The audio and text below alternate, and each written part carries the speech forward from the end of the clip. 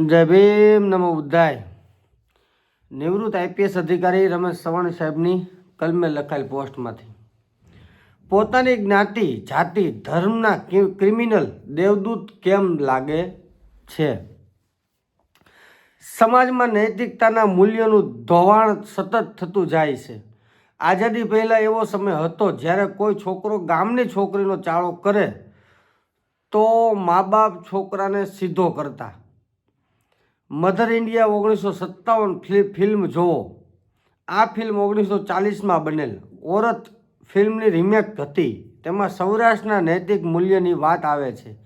રાધા એટલે કે નરગીસ પોતાના પુત્ર બિરજુને એટલે કે સુનિલ દત્ત ગોળીએ એટલા માટે દે છે કે ગામના વ્યાજખોર સુખીલાલની પુત્રીનું અપહરણ કરવાની કોશિશ બિરજુએ કરી હતી.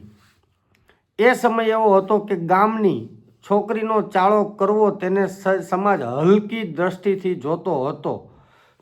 હવે તો છોકરાને છાવરે છે, બેટા તે જે કર્યું બરોબર છે, હવે ભૂલ થઈ ગઈ. ભૂલ ઘણી પ્રકારની હોય, પણ અમુક ભૂલ ન કહેવાય. ગુજરાત સરકારે 15 ઓગસ્ટ 2022ના રોજ ગેંગરેપ કરનારા સામૂહિક હત્યા કરનારા 11 કેદીઓને સંસ્કારી કહીને જેલ મુક્ત કર્યા. પછી તેમનું કંકુ, તિલક, ફુલાર, આરતી, મીઠાઈથી સ્વાગત કરવામાં આવ્યું.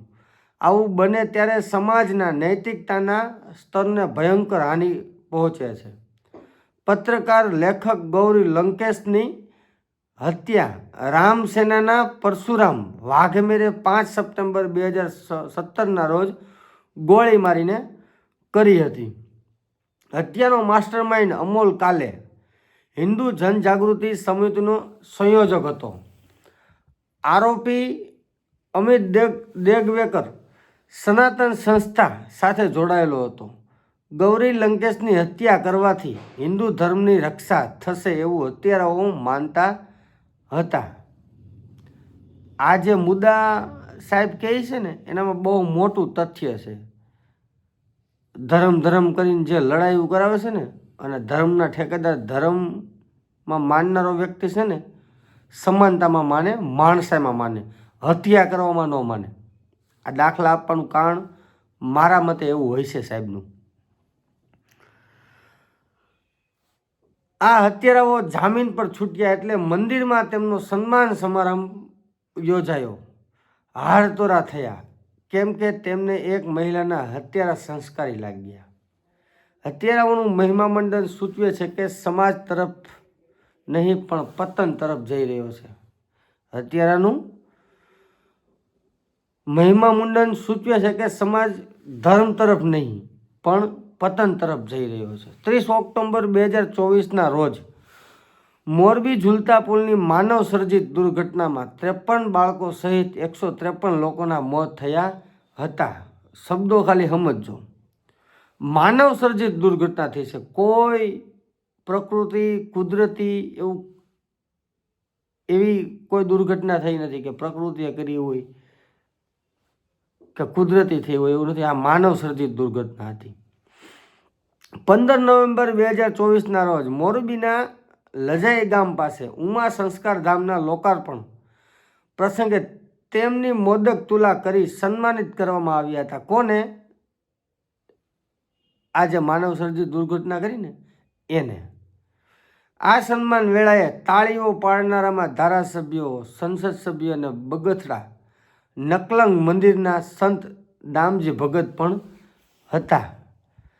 જયસુખ પટેલને જેલમાં જવું પડ્યું કેમ કે ઝૂલતા પુલના રિનોવેશનમાં બેદરકારી દાખવી હતી અને નગરપાલિકાને પૂછ્યા વિના જ પોતાના કુટુંબના સભ્યોના હસ્તે ઝૂલતો પુલ ખુલ્લો મૂક્યો હતો. જો કે જયસુખ પટેલ સામે આરોપ છે હજુ સજા થઈ નથી. સજા થાય તેવી શક્યતા પણ નથી, કારણ સરકાર તેમની સાથે છે. સરકારી વકીલે હાઈકોર્ટ સમક્ષ કહેલ કે જયસુખ પટેલને જામીન પર છોડવામાં આવે તો વાંધો નથી. હકીકતમાં કોઈ સરકારી વકીલને એવું લાગતું હોય ને કે હકીકતમાં આ વ્યક્તિ નિર્દોષ છે, છતાંય આવું સ્ટેટમેન્ટ ન આપી શકે, એનું કારણ છે, કાયદાકીય કારણ છે, અને એવું સાબિત થાય કે આરોપી પક્ષારે સરકારી વકીલે કંઈક સેટલમેન્ટ કર્યું છે, એટલે કોઈ બી સંજોગે આવું સ્ટેટમેન્ટ ન આપી શકે, પરંતુ આમાં આપ્યું છે. 30 સપ્ટેમ્બર 2023ના રોજ મોરબીમાં મૃતાત્માઓની શાંતિ માટે મોરારી બાપુની શ્રી રામકથાનું આયોજન થયું હતું. તેમાં વ્યાસપીઠ પરથી મોરારી બાપુએ આરોપી જયસુખ પટેલ પોતાના પરિવાર સાથે દિવાળી મનાવે તે માટે અપીલ કરી હતી.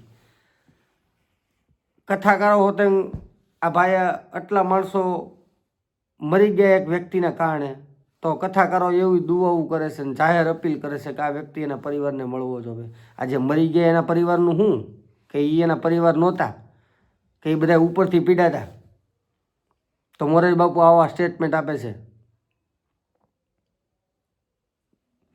કેવી માનસિકતા છે કાંઈ સમજાતું જ નથી.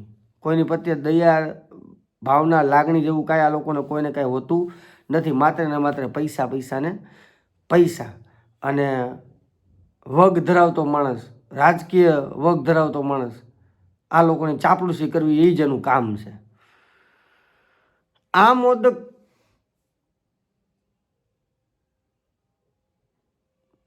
મોદક તુલના કાર્યક્રમ માટે કોર્ટે આરોપી જયસુખ પટેલને 3 દિવસ માટે મોરબી જિલ્લામાં પ્રવેશવાની મંજૂરી આપેલ.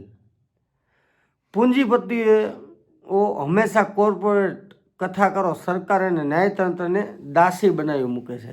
પૈસા રહ્યા ને એટલે આ બધું થાય.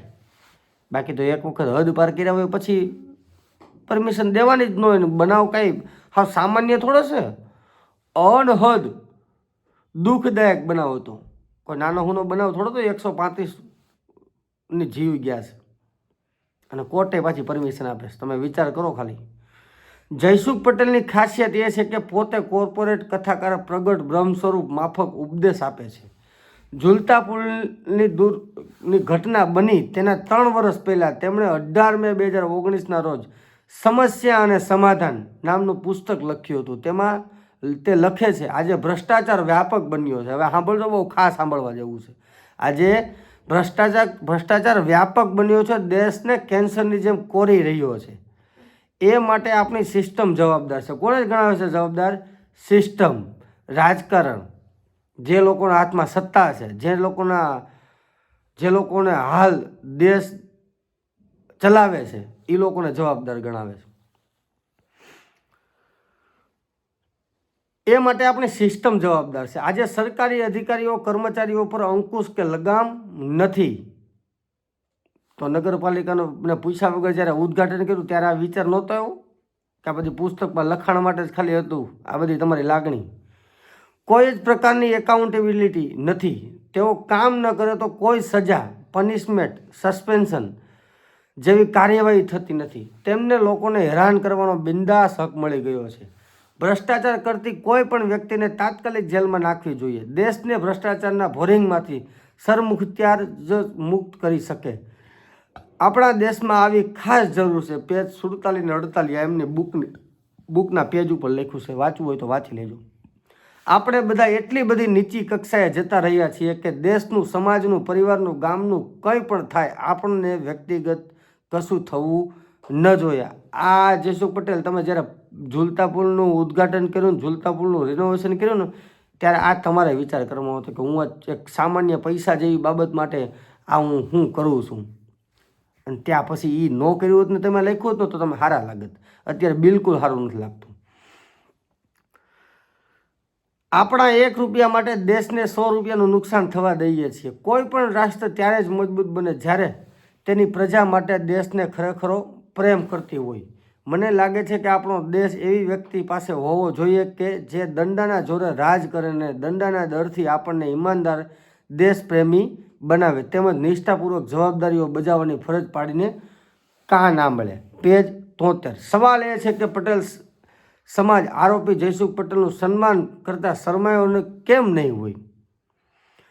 તેમને 135 પરિવારોની ચિંતા કેમ ન થઈ? જ્યારે સમાજમાં રાજકીય, સામાજિક સ્તરે અધોગતિ થાય ત્યારે તેની અસર લોકોના માનસ પર પડતી હોય છે. સુપ્રીમ કોર્ટે જેને ગુજરાતમાંથી તડીપાર કરેલ તેને ગૃહમંત્રી બનાવવામાં આવે તો લોકો પણ એવું માનવા લાગે છે કે જયસુખ પટેલનું સન્માન કરવામાં ક્યાં કાંઈ વાંધાજનક છે. એટલા કેસ હોવા છતાં એક વ્યક્તિને દેશનો ગૃહમંત્રી બનાવી દે તો પછી એવા જયસુખ પટેલ તો એક જ ગુનો કર્યો છે ને, ભલે એક ગુનાની અંદર બહુ મોટું કરી નાખ્યું છે, પણ લોકોનું આવું માનસિકતા થઈ જાય છે.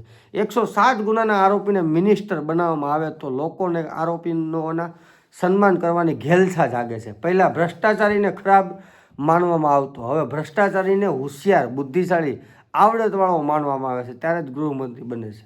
જ્યારે લોકોના મનમાં જ્ઞાતિ, જાતિ, ધર્મની સંકુચિતતા અને મિથ્યાભિમાન ઘર કરી જાય ત્યારે પોતાની જ્ઞાતિ, જાતિ, ધર્મના ક્રિમિનલ પણ દેવદૂત લાગે છે. જોકે આ સન્માન સમારોહમાં હાજર રહેલ પટેલ સમાજના નેતાઓ, ધારાસભ્યો, સંસદ સભ્યોનો આભાર માનવો પડે કે તેમણે મોદક તુલાને બદલે 135ના મૃતદેહની રાખથી જયસુખ પટેલની તુલા ન કરી. આ પોસ્ટ છે ને સાહેબે બહુ જ દુઃખથી લખી હશે કે આજે આટલા મોટા કાંડ કરી નાખે છે, આટલા લોકોનો જીવ તમને કહું લઈ લે છે એક ચંદ પૈસા માટે, છતાં આ લોકોના તમને કહું હાર તોરા કરવામાં આવે છે. આટલા બળાત્કાર કરે, 11 માણસોના મર્ડર કરી નાખે, નાના બાળકને પણ છોડવામાં નથી આવતા. એ લોકો નાલાયક આરોપી નહીં પણ ગુનેગારના હાર તોરા કરવામાં આવે, તિલક કરવામાં આવે અને મીઠાઈ બાંટવામાં આવે ત્યારે આ દેશની જે હાલ સ્થિતિ છે, હું તો એમ કહું આ સ્થિતિ હજી ડબલ બગડવાની છે. કેમ કે આવા લોકોના સન્માન થાય ને ત્યારે દેશ પ્રગતિશીલ ન બને,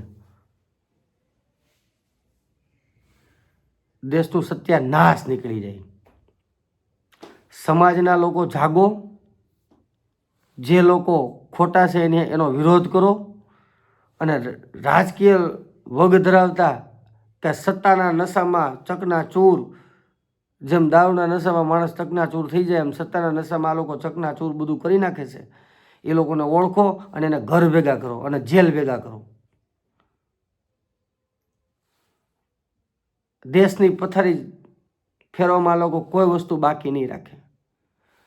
પૈસા, પદ, પ્રતિષ્ઠા અને પૈસા આ લોકોથી જ મતલબ છે. લોકોના જીવન આ એ લોકોને કાંઈ લેવા દેવા છે નહીં. લાખો લોકોના મર્ડર કરાવી નાખે છે માત્ર ને માત્ર પોતાની સત્તા માટે. આજે અમે વિડીયોના માધ્યમથી સવાણી સાહેબની પોસ્ટ તમારી વચ્ચે મૂકી છે ને, એને ધ્યાનથી સમજવાની કોશિશ કરજો અને વાસ્તવિકતા સ્વીકારજો. જય ભીમ.